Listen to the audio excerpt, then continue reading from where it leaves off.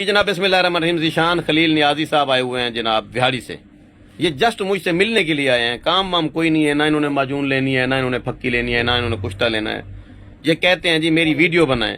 क्या कहना चाहते हैं सर, आप हुक्म करें। सबसे पहले मैं हकीम साहब का शुक्रिया अदा करता हूँ कि इन्होंने अपनी इतनी मसरूफियात में, साहब को पता है पंजाब में दो ही हस्तियाँ सबसे ज्यादा मसरूफ हैं, एक हकीम शहजाद साहब, एक मरियम नवाज। लेकिन उन्होंने मेरे लिए स्पेशल टाइम निकाला, मैं इनका शुक्रिया अदा करता हूँ और मैं इनके फलाही कामों से बहुत मुतासर हूँ। मैं बहुत खुश होता हूँ इनके काम देख के।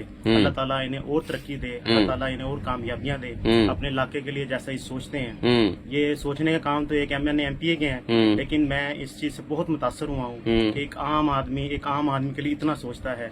आज भी ऐसे लोग मौजूद हैं जो एक दर्द दिल रखते हैं लोगों के लिए और उनकी इंसानियत पैदा करते हैं। इंशाल्लाह अल्लाह ताला आपका भी हामी और नासिर हो। आमीन सुम्मा आमीन। आपने नाम लिया मोहतरमा मरियम नवाज साहिबा का।